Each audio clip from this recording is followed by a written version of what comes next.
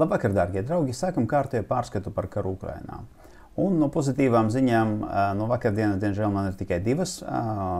Pirmā ir par ASV un Vācijas palīdzību, jo tomēr arī šajā sarežģītajā situācijā mēs redzam, ka valstis atrod resursus, lai kaut kādā veidā palīdzētu Ukrainai. Un otrs ir situācija pie Terni, kur Limanas virzienā, kur tad Ukrainas armija ir panākumi, un tur viņiem izdevās ne tikai apturēt Krievijas armijas uzbrukumu, bet arī pārķert iniciatīvu. Un, diemžēl, no pārējām lietām tik pozitīvas ziņas mums nav. Bet sākam visu pēc kārtas ar apšaudēm. Iepriekšējā dienā Krievijas teritorija bija atzīmēta viena apšaude pie Borisagļebska. Tur drons trāpīja, tūlīt pastāstīšu, kur trāpīja. Tāda iepriekšējā fotografija no 2023. gada parāda māju šādu. Tagad tā parāda māju šādu. Acīm redzams trāpījums šajā vietā. Ukrainas puse apgalvo, ka te ir 111. aviācijas rūpnīca. Krievijas pusē saka, ka šeit ir mācību centrs, bet arī aviatoriem un arī dronu operatoriem. Nevaru pateikt, nav nekādas informācijas, kas apstiprina vienu vai otru versiju, bet sākotnēji tomēr izskatās, ka tas vairāk ir mācību centrs, bet iespējams, ka daļa no šī tā teritorijas tika pārbūvēta un pārveidota tādā veidā, ka viņi arī tur varētu kaut kādas materiālus, kaut kādu tehniku ražot. Apšaudes Ukrainas teritorijā un tad jaunumi. Pirmais, mēs redzam datus par droniem, par raķetēm ir tā, ka mēs nezinām, cik bija to raķešu palaist. Un tad pēc triecieniem mēs redzam, ka trāpījumi ir. No svarīgākiem ir trāpījums apakšstācijai Mikolajev 330. Atceraties, iepriekš bija tāds pat uzbrukums Odesā. Un tad divi uzbrukumi, viens Ahtirkā, otrs Harkivā. Ahtirkā Krievijas puse lielās, ka viņi vienā triecienā iznīcināja ļoti daudz Ukrainas armijas D-20 haubiču. Jā, tā ir taisnība, bet te kā parasti ir otra medaļas puse. Tā vieta, kur viņi parāda, ka tās haubicas bija iznīcinātas, protams, ne visā frontes līnijā, bet kaut kādā vienā konkrētajā vietā, un tā ir lielā glabātavas bāze pie pilsētas Ahtirka. Un tās haubicas tur patiešām stāv, bet tās tur stāv no 2014. gada kā minimums. Un attiecīgi, jā, pa visu šito laiku, jo šo teritoriju Ukrainas puse kontrolē visa kara laiku, ja pa šo laiku šīs haubicas Ukrainas armija no turienes nepaņēma un neizmanto to kaujā, visdrīzāk, ka tās haubicas vairāk arī nav tādā kondīcijā, ka viņas kādreiz vēl varētu šaut. Protams, kaut kādas rezerves daļas no tām varētu izmantot esošām haubicām, bet visdrīzāk tas viss, ko mēs redzam šajā fotografijā, ir vairāk nelietojams. Harkivā trāpījums. Harkivā Krievijas armija nomedījusi ešelonu, kas pārvadāja degvielu, un, diemžēl, jā, šeit mums ir trāpījums. Tagad par palīdzības sniegšanam. Ir tagad paziņotas divi virzieni, no kurienes nāk tā palīdzība, viens no ASV, otrs no Vācijas. Un ASV ir pateikuši, ka viņi atrada $138 miljonus, bet tas nebūs kaut kādas jaunas ekipējuma vai jaunas tehnikas piegāde. Visa šī nauda ies uz tām HOK pretgaisa aizsardzības sistēmām, kuras tad jau tika piegādātas Ukrainai iepriekš. Tādā veidā, lai šīs sistēmas varētu turpināt darboties un turpināt aizsargāt Ukrainas debesis un gaisa telpu, tad tāda liela naudas summa ir vajadzīga, lai uzturētu šīs sistēmas darbības kārtībā. Vācijas palīdzība nav izmērāma naudā, vienkārši nav nekur noteikta summa, bet tur ir trīs svarīgākās lietas, kurām ir jēga. Viena tie ir 6155 mm lādiņi. Diemžēl mēs saprotam, ka tas ir ārkārtīgi maz šajā sarežģītajā situācijā. 1 miljons patronu, kas ir daudz un noteikti palīdzēs Ukrainas armijai, un 46 dažādi tipa droni. bet tie ir, nu, lai jūs saprastu, tie ir lielāki droni, kurie tad veids, nu, pamatā izlūkošanas uzdevumus. Melnā jūra. Šeit Ukrainas puse apgalvo, ka viņi ir notriekuši K-27 helikopteru.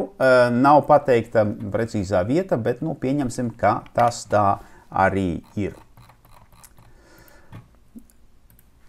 Zaporožie. Šeit ir divas jaunās kaujas darbības vietas, kur lietas it īpaši Veļika Novoselka virzienā būtiski aktivizējas. Tātad atkal mēs redzam uzbrukumu pie Stjepove. Šeit nu, ļoti ilgu laiku jau bija klusums un mēs neredzējām nekādas darbības. Pie Uražaine mēs visu laiku runājam par Krievijas armijas uzbrukumiem. Tagad tiek ziņots par Ukrainas armijas pretuzbrukumu. Bet, nu kā parasti, šeit ir arī zemūdens akmeņi, jo šī ir tā pozīcija, kurai uzbruka Ukrainas armija, kura tika atzīmēta nu, arī šajā te video. Tikai ir viena neliela problēma. Šī pozīcija saskaņā ar visām kartēm vajadzētu piederēt Ukraiņiem, kas nozīmē, ka Krievijas armija kādu laiku iepriekš šo pozīciju bija atsitusi, un tad tagad viņi mēģina tur nostiprināties. Nu, tad, attiecīgi, Ukrainas armija mēģina šito te Krievijas armijas vienību izsist no šīs te pozīcijas. Kā mēs redzam, šeit atverās tāda situācija paliek karstāka, jo ja šeit visu laiku bija nosacītais klusums, tad tagad mēs redzam, ka šeit kaujas darbība aktivizējās. Pie Rabociņa un Verbova te ir veidojās tāda interesanta situācija, jo skatoties no malas izskatās tā, ka Krievijas armija nemaz īpaši necenšas ieņemt šo te pozīciju. Un izskatās tā, ka viņu vairāk interesē, lai Ukrainas armija pēc iespējas vairāk spēku pumpētu iekšā, un viņi tad varētu ar artilērijas uguni un dažāda veida apšaudēm iznīcināt pēc iespējas vairāk Ukrainas spēkus. Nezinu, bet nu, man tāda bilde veidojās, jo nu, tā darbība no Krievijas armijas puses šajā virzienā ir nu, diezgan pasīva. Nu, un, protams, kaujas Novomihailovkā, un tā ir vienīgā vieta, kur ir teritoriālās izmaiņas. Nedaudz Krievijas armija pavirzījās uz priekšu pašā Novomihailovkā, nu, un te, protams, tagad jau parādās vairāki gudrinieki, kurie sāk kalkulēt procentus. Procenti neko šajā karā nenozīmē. Vai nu jūs noturat pozīciju, vai nu jūs nenoturat pozīciju. Un, ja pat jūs aiziesiet līdz 1%, jūs vienmēr varat atgriezties uz 100%, ja jūs prasmīgi izmantojat tos spēkus, kurie ir jūsu rīcībā. Nu, bet šeit pagaidām situācija ir negatīva. Avdijevka. Šeit, diemžēl, mēs redzam vairākas vietas, kur notiek smagas kaujas. Viena ir Bierdiči, otra ir centrā starp Umaņski un Ņitailove, un atceraties, iepriekšējā dienā šī te pozīcija tika ieņemta. Diemžēl tagad mēs redzam, te tāds neliels hauss sākās. Mēs redzam, ka Krievijas armijai izdevās pavirzīties abās divās, gan ziemeļiem, gan dienvidos no šīs pozīcijas. Un mums ir tā, godīgi sakot, neatklāta, neskaidrā pelēkā zona starp Ņiveļskie un Pervamaiskie. Nu, un jauna informācija par to, kā norit kauja Krasnogorivkā. Šeit, spriežot pēc tā, kā tiek izmantoti Krievijas armijas resursi, vai pareizāk sakot, Krievijas gaisa spēku resursi, ir jāsaka tā, ka izskatās, ka no Avdijevkas viņu lidmašīnas, kas izmanto FAB bumbas, pamatā tiek pārsviestas uz Časivjaru. Nu, protams, tā ir labā ziņa priekš Avdijevkas virziena, bet, diemžēl, tā ir ļoti slikta ziņa priekš Časivjara virziena, jo tur tagad mēs redzēsim vēl vairāk apšaudes salīdzinoši ar to, kas bija jau tur iepriekš, un tas jau bija daudz. Tātad izmaiņas kopējā situācijā. Viena ir tas Krievijas armijas uzbrukums pie Bierdičiem. Mēs redzam, ka nu jā, situācija šeit attīstās negatīvi. Bierdiči ziemeļi jau ir ieņemti, un mēs redzam, ka Krievijas armija virzās šeit uz priekšu.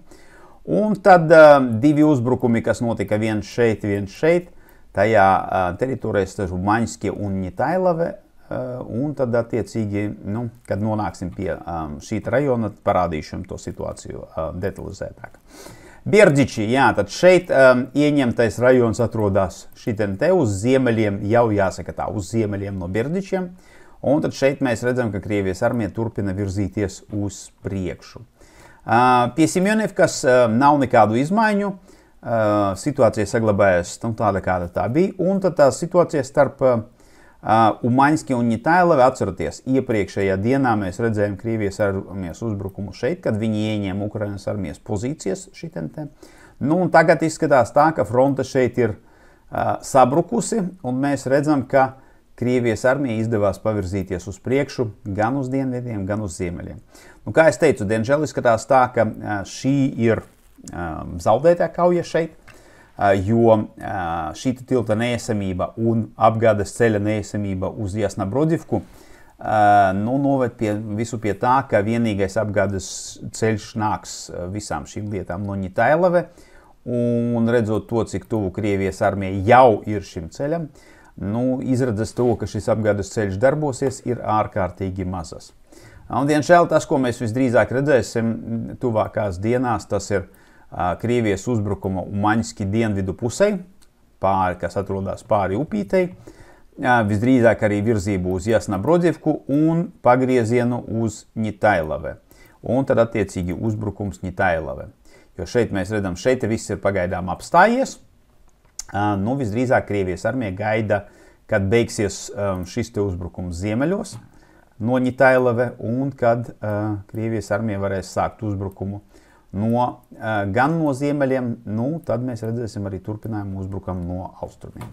Šeit ir viena tāda zona, kuru es nesaprotu un nevaru to loģiski izskaidrot. Izskatās tā, ka šī zona, šīs pozīcijas visdrīzāk atrodas pelēkajā zonā, jo es domāju, ka visdrīzāk Ukraiņu armija vai atstāja šīs pozīcijas, vai to tūlīt izdarīs. Jo skaidrs, ka palikt, piemēram, aizsardzības pozīcija šeit, ja Krievijas armija apdraud Ņitailave un mēģinās, es domāju, visdrīzāk tuvākā laikā mēs redzēsim viņu uzbrukumus arī ārā no Ņeveļskie, tas ir vaiprāts, un tad tas praktiski nozīmē to, ka vienība vai ies bojā, vai tiks aplenkta un iespējams iznīcināta vai sagūstīta.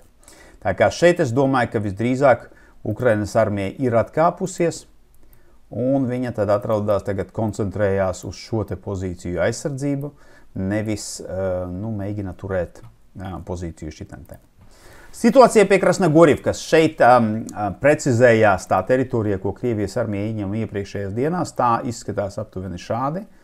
Tātad tas, ko mēs redzējām, un tas, kas uzzīmēts šitien pie Vatucina ielas, šitien notiek smagas kaujas, un, protams, Krievijas armija mēģina virzīties uz priekšu, Ukrainas armija mēģina viņus izsist ārā no Krasnogorivkas.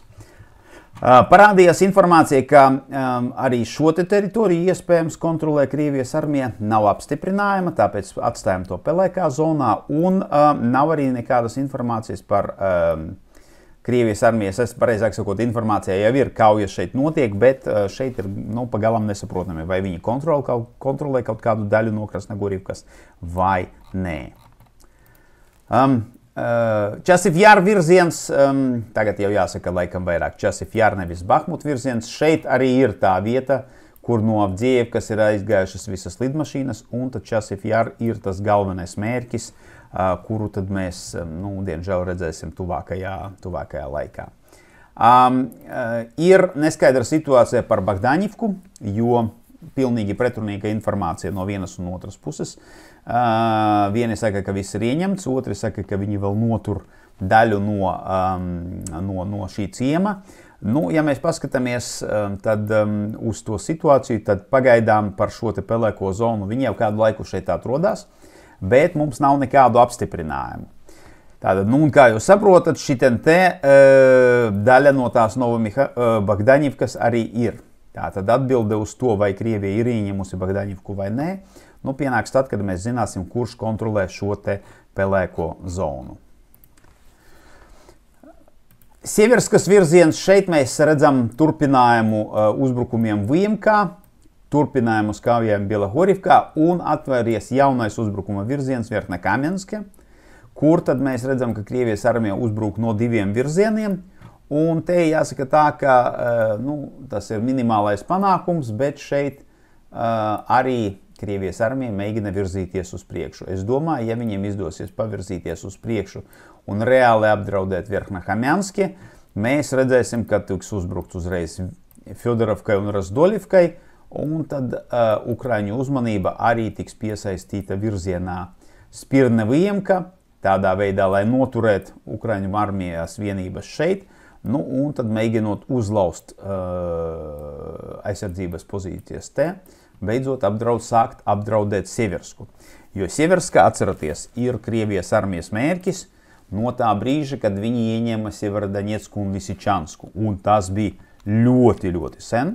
Nu, tagad mēs redzam, ka, diemžēl, Krievija atgriežas pie šīs te operācijas, un atkal viņi sāk domāt par to, kādā veidā ieņemt Sieversku. Tagad pie pozitīvām ziņām. Liman virziens. Šeit mēs redzam, ka Ukrainas armija ne tikai vinnē pretartilērijas cīņu un dronu cīņu, bet mēs tagad redzam, ka ir nevis Ukrainas armijas pretuzbrukumi, kas mēģina apturēt Krievijas armijas uzbrukumu, bet otrādi Ukrainas armija šeit ir pārgājusi uzbrukumā. Un ja mēs paskatāmies, šis bija tas uzbrukums pāris dienas atpakaļ, un tagad pienāca jauna informācija par to, ka ir Ukrainas armijas virzība uz priekšu. Pagaidām nav geolokācija, bet es domāju, ka praktiski garantēti mēs varam pateikt, ka Ukrainas armija ir pavirzīsies uz priekšu arī šeit. Es domāju, ka brīvdienās mēs redzēsim informāciju arī par to, ka arī citos virzienos Ukrainas armija izdevās pavirzīties uz priekšu. Bet, sāksim ar to, sagaidīsim tad apstiprinājumu par šo te pelēko zonu. Jā, šodienas ziņojums ir īsāks nekā iepriekšējās dienās, mazāk būtisku kauju. Un tad, kā es jau teicu, divas labas lietas - palīdzība gan no ASV, gan no Vācijas. Toties, protams, ne tādos apjomos, kā mēs gaidījām, bet tomēr parādās. Turpina iet un Ukrainas armijas atbalsts turpinās. Un, kā minimums, vienā virzienā Ukrainas armija ir atguvusi iniciatīvu un tad tur arī mēģina uzlabot savu taktisko situāciju. Tas šodienai man ir viss. Diemžēl rīt man raidījumu ierakstīt neizdosies, jo es būšu prom no Rīgas un atgriezīšos atpakaļ tikai vēlu vakarā. Tāpēc šonedēļ tas ir noslēdzošais raidījums, bet par to, kas notiks brīvdienās, es kā parasti jums pastāstīšu pirmdien. Paldies par jūsu uzmanību un līdz pirmdienai!